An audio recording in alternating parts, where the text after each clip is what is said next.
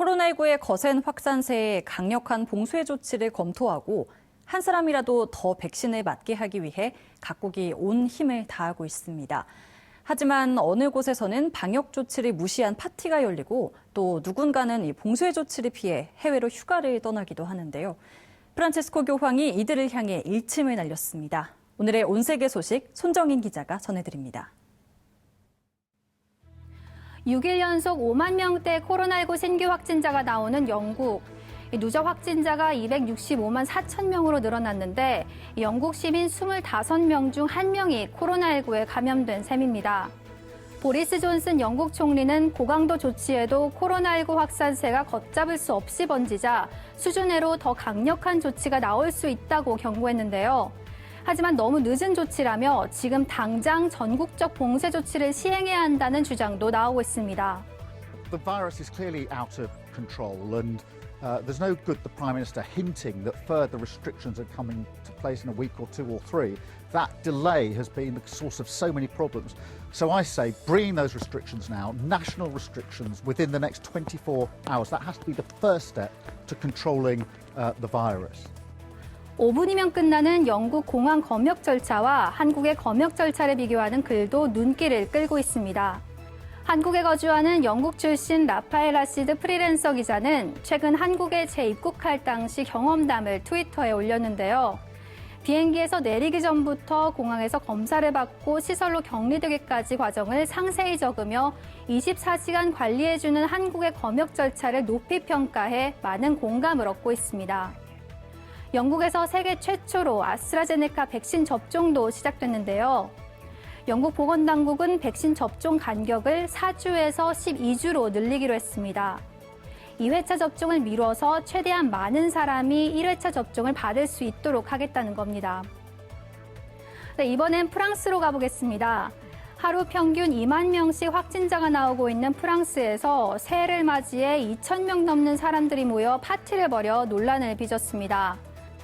대부분 마스크도 쓰지 않고 있었는데 프랑스 경찰은 파티를 연 사람들을 구속하고 약 1,200명에게 과태료를 물렸습니다. 프랑스에서는 코로나19 방역 조치를 위반하면 최소 135유로, 우리 돈으로 18만 원의 과태료가 부과되는데요. 이 벌금 액수가 좀 더 높아야 효력을 발휘하는 걸까요? 아시아에서 코로나 대응에 성공한 나라로 꼽히는 대만에서는 격리 조치를 단 8초 어긴 남성에게 3,500달러, 약 390만 원의 벌금이 부과되기도 했습니다. 방역 수칙을 어기며 파티를 즐긴 이들의 일탈은 누군가의 피해로 고스란히 돌아오죠. 이런 사람들을 향해 프란치스코 교황이 일침을 날렸습니다. In un paese non ricordo quale, per fuggire del lockdown e fare le vacanze bene, sono usciti quel pomeriggio più di 40 aerei. Ma quella gente che è gente buona, ma non ha pensato a coloro che rimanevano a casa, ai problemi economici di tanta gente che il lockdown ha buttato a terra. 교황은 특히 가장 약하고 혜택받지 못하는 이들에 대한 각별한 관심과 지원을 당부했는데요. 새해에는 지구촌 공동체가 한마음으로 연대해 더욱 빨리 코로나19 위기를 극복했으면 하는 바람입니다. 네, 마지막으로 미국 소식입니다. 트럼프 대통령이 대선 결과를 뒤집기 위해 주 정부 장관에게 재검표를 하도록 압박한 사실이 드러나 논란이 되고 있습니다. 워싱턴 포스트는 트럼프 대통령과 브래드 래펜스버거 조지아주 국무장관의 전화통화 녹취록을 공개했는데요. 트럼프 대통령은 자신이 조지아에서 졌을 리 없다는 주장을 반복하며 선거 결과가 뒤집히도록 표를 다시 계산하라는 압력을 가합니다.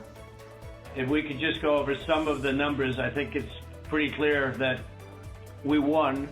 We won very substantially, Georgia. I just want to find 11,780 votes because we won the state, and flipping the state is a great testament to our country. 래펜스버거 장관은 트럼프 대통령이 갖고 있는 데이터는 잘못된 것이라고 반박했습니다. 앞서 조지아주는 지난해 11월 치러진 대선 재검표 결과 11,779표 차이로 조 바이든이 승리했다고 발표했습니다. 하지만 트럼프 대통령은 공화당 텃밭인 조지아주에서 패배를 인정하지 않고 대선에 사기가 있었다는 주장을 해왔는데요. 이번에도 기존 주장을 되풀이한 겁니다. 선거인단 투표 결과는 오는 6일 상하원 합동회의에서 의결될 예정입니다. 일부 공화당 의원이 대선 결과에 이의를 제기할 계획으로 알려졌는데요. 하지만 민주당이 하원의 다수당을 차지하고 있고 공화당 1인자인 매치 맥커널 상원 원내대표가 바이든 당선인의 승리를 공식 인정한 만큼 이의 제기가 받아들여지긴 어려울 것으로 보입니다. 지금까지 온세계 손정인이었습니다.